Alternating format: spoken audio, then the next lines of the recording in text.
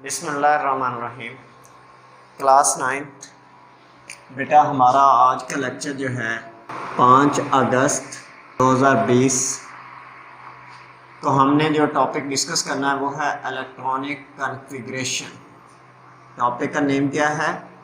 Electronic configuration. याद रखिएगा कि सबसे पहले आपको इलेक्ट्रॉनिक कॉन्फ़िगरेशन की डेफिनेशन आनी चाहिए। तो इसको आप यूँ कह सकते हो कि इलेक्ट्रॉनिक डिस्ट्रीब्यूशन, के इलेक्ट्रॉन्स को डिस्ट्रीब्यूट किया गया है। तो पहले हम डेफिनेशन में देखेंगे distribution of electrons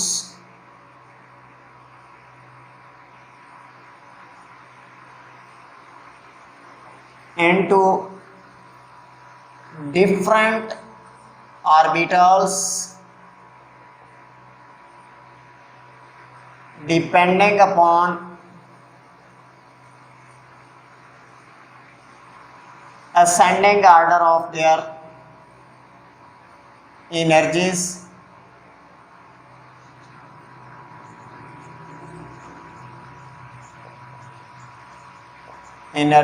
is called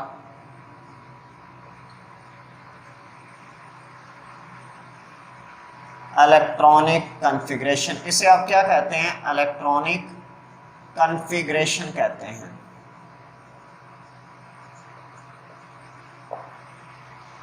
यहाँ पे जो बात काबिले गौर है, आपने एक नया वर्ड ऑर्बिटल्स का पढ़ा है यहाँ पे। एक तो हम इसको डिफाइन करेंगे, प्लस मैं आपके कोएग्जिस्टिंग नॉलेज में जो ऑलरेडी आपके माइंड में है, आपने 7वीं क्लास में इलेक्ट्रॉनिक डिस्ट्रीब्यूशन को ऑर्बिट लेवल पे पढ़ा हुआ है, उसके साथ कोरिलेट करूँगा कि हम ऑर्बिट से छोटे लेवल पे अब आ गए हैं, ऑर्बिटल्स। तो पहले हम ऑर्बिटल्स को डिफाइन करते हैं कि ऑर्बिटल्स से क्या मुराद है। याद रखिएगा, सब एनर्जी लेवल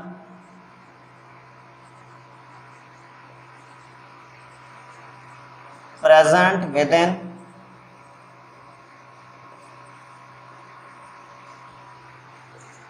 ऑर्बिट। जो ऑर्बिट के अंदर छोटा एनर्जी लेवल होता है उसे आप क्या कहते हैं? ऑर्बिटल कहते हैं। जैसे बोहर के एटॉमिक मॉडल में आपने पढ़ा था, ऑर्बिट के LMN ऑनवर्ड कुछ भी हो सकता है, 1 2 3 4 भी उन्हें आप कहते हो। उसी तरह ऑर्बिटल्स भी हमारे पास स्पेसिफिक हैं। सब एनर्जी लेवल, सब में छोटा एक एनर्जी लेवल है और ये तादाद में हमेशा 4 होते हैं। ये सब एनर्जी लेवल्स जो हैं वो कौन कौन से हैं? S, P, D और F। ये 4 सब एनर्जी लेवल्स हैं। इनको ऑर्बिटल्स का नाम दिया जाता है। ये ऑर्बिट्स के अंदर मौजूद होते हैं। तो इनके अंदर आपने इलेक्ट्रॉन्स को फिल करना है उनकी बढ़ती हुई एनर्जी की बिना पे। सबसे पहले वो लिखोगे जिसकी सबसे कम एनर्जी होगी, फिर उससे ज़्यादा एनर्जी वाला लिखोगे, फिर उससे ज़्यादा एनर्जी वाला लिखोगे, फिर उससे ज़्यादा। इस तरह से आप अरेंज करते जाओगे। याद रखिएगा कि एक टेबल आपकी बुक में दिया हुआ भी है, हम उसको ज़रा इधर ड्रा कर लेते हैं ताकि आपको समझने में आसानी हो कि अगर हमारे पास इस साइड पे ऑर्बिट नंबर है,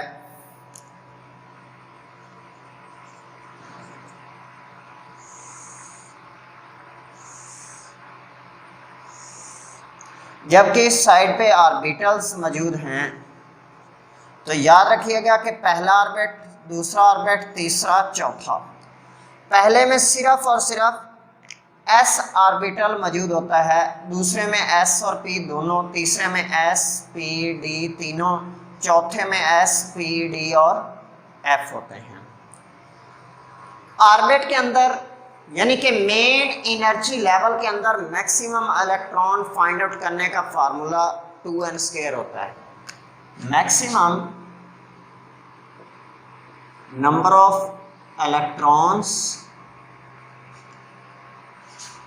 in main energy level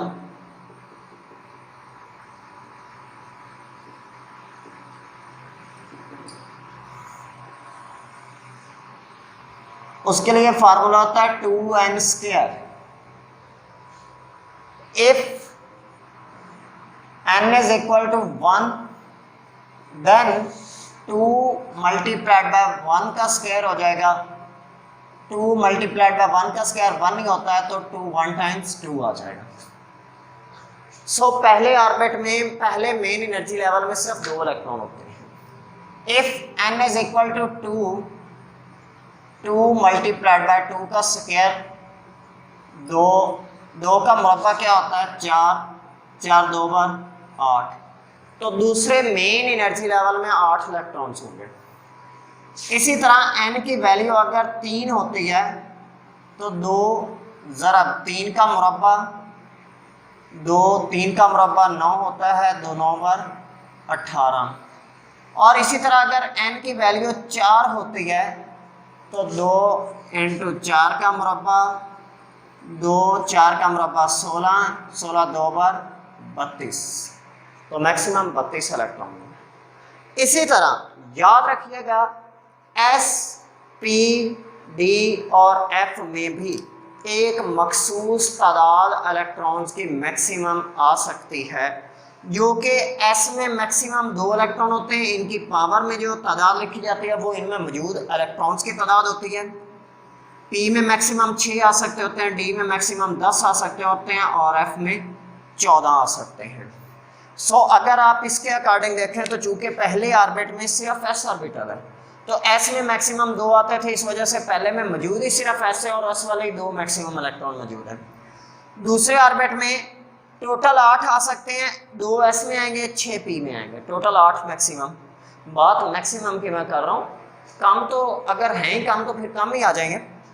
इसी तरह 2 6 8 और 10 18, 2 6 8 10 18 और 14 32, चूँकि F में मैक्सिमम 14 आ सकते हैं। ठीक हो गया। उसके बाद आपको मैंने ये इसलिए समझाया कि आपने 7वीं क्लास में मेन एनर्जी लेवल की बेस पे आपने कॉन्फ़िगरेशन पढ़ी हुई है। वहाँ पे बेटा आपने याद हानि के तौर पे आपको इधर ड्रा करके दे रहा हूँ। सोडियम के लिए आपने पढ़ी थी कि सोडियम का एटॉमिक नंबर 11 है, तो उसका पहला शेल, दूसरा शेल और तीसरा शेल।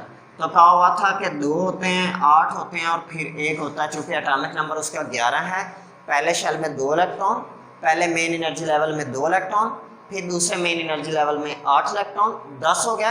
अब तीसरे में 8 आ सकते हैं, कितने आ सकते हैं 18, लेकिन गुंजाइश ही एक की है। गुंजाइश किस बेस पे है? क्योंकि हमारे पास बाकी है ही 1 इलेक्ट्रॉन। जब 1 इलेक्ट्रॉन है तो इसका मतलब हम वो 1 इलेक्ट्रॉन ही उसमें रखेंगे। सो इस तरह आपने ये कॉन्फ़िगरेशन पहले पढ़ी हुई है।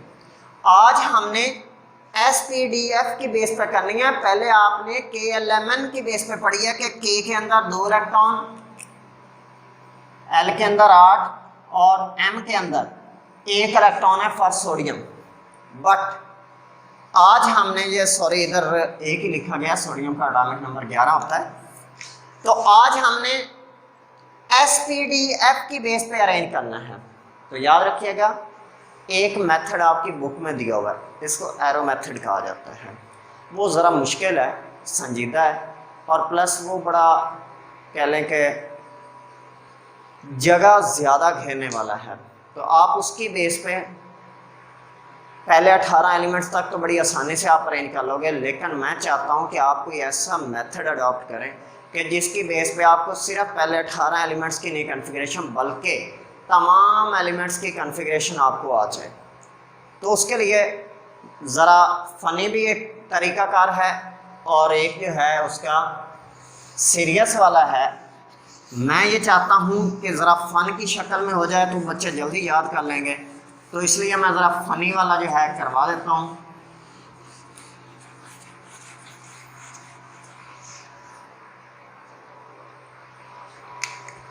ज़रा गौर कीजिएगा, सीखो सीखो, पकड़ना सीखो,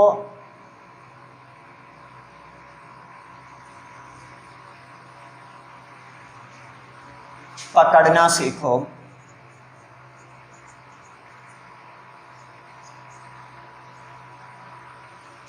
डड्डू पकड़ना सीखो,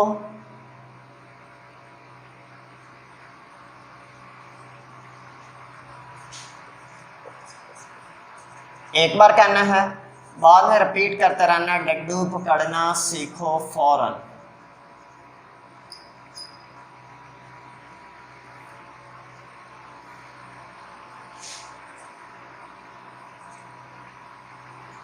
फौरन,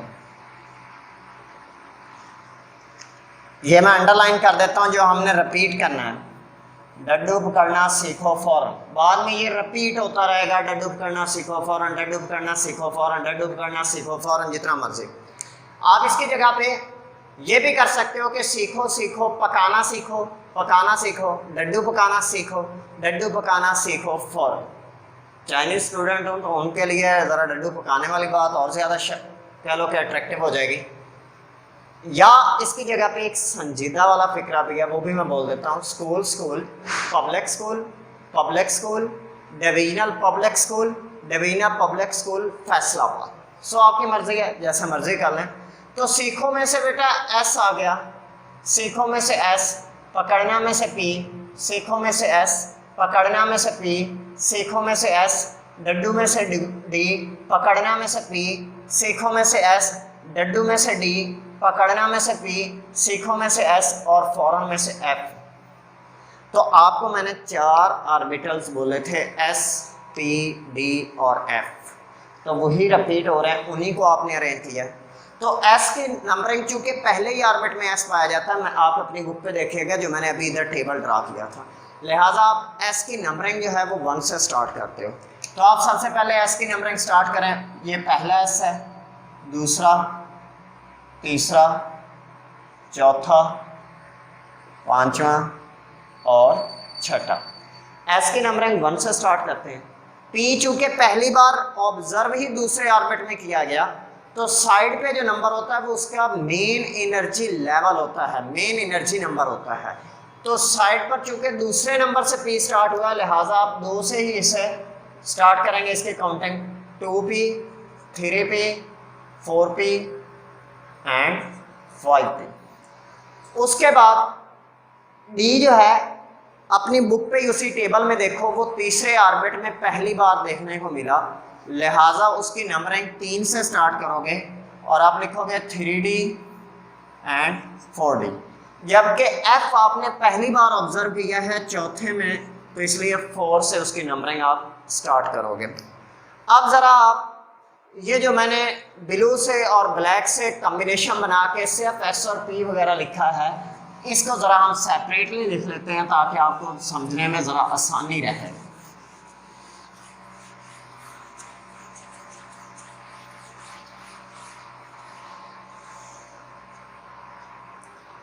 अब देखें बेटा, लेट्स सपोज आपको कहा जाता है कि कोई भी एक एलिमेंट है जिसका मिसाल के तौर पे हम पोटासियम की एग्जांपल ले लेते हैं कि एटॉमिक नंबर पोटासियम का 19 है, उसकी कॉन्फ़िगरेशन आपने लिखनी है।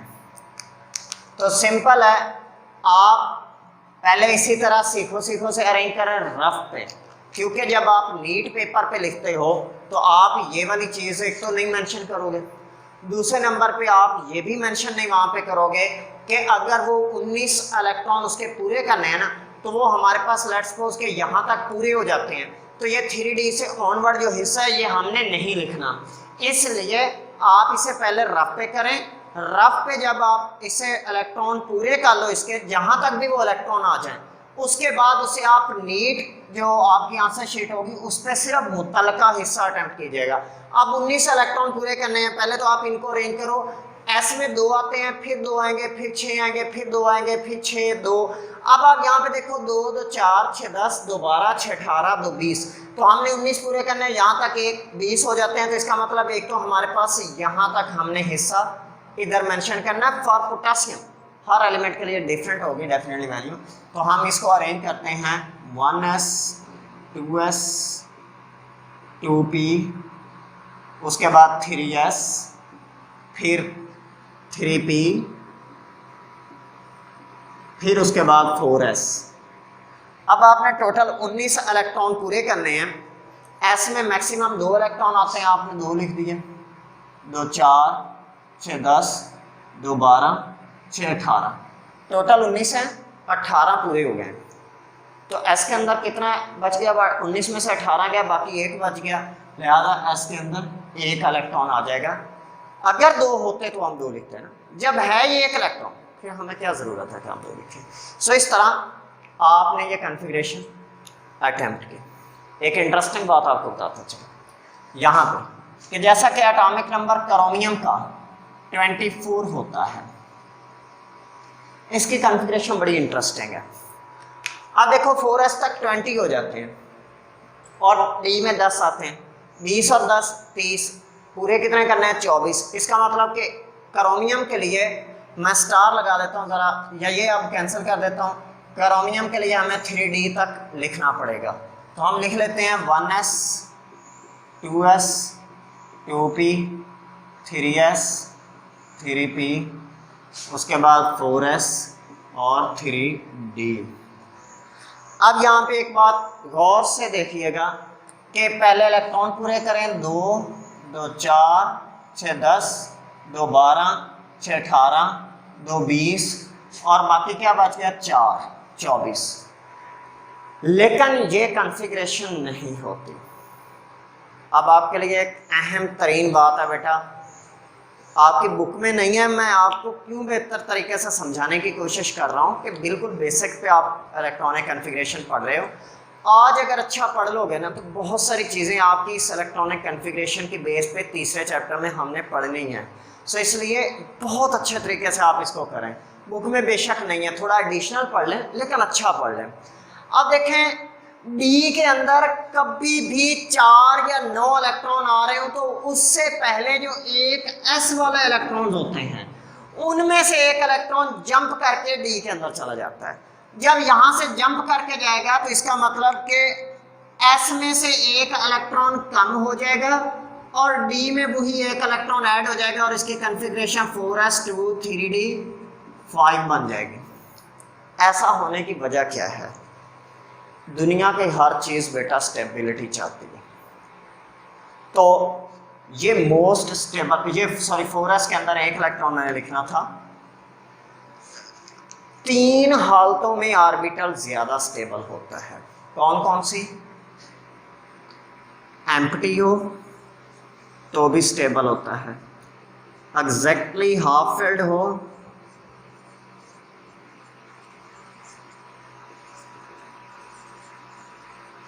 तो भी स्टेबल होता है, कंप्लीटली फिल्ड हो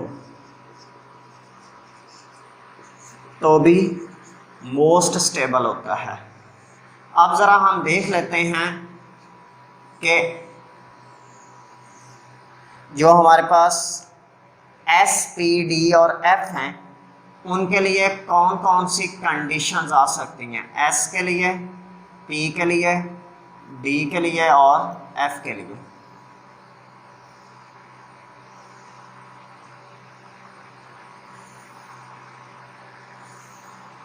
S एम्प्टी होगा तो स्टेबल होगा, P एम्प्टी होगा तो स्टेबल D भी और F भी।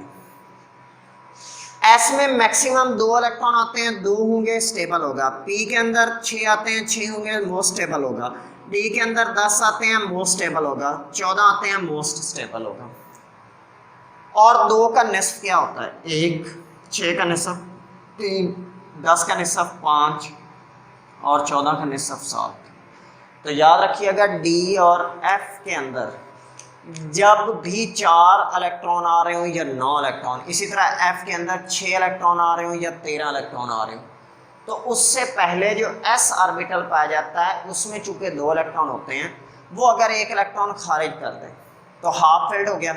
हाफ फिल्ड हालत में भी S तो मोस्ट स्टेबल है, लेकिन वो 1 इलेक्ट्रॉन अगर D या F को मिल जाता है तो उसकी वजह से D या तो हाफ फिल्ड हो जाता है या इसी तरह F भी हाफ फिल्ड हो जाता है, या D और F दोनों कंप्लीटली फिल्ड होकर मोस्ट स्टेबल स्टेट के अंदर आ जाते हैं और S हाफ फिल्ड होते हुए भी मोस्ट स्टेबल है।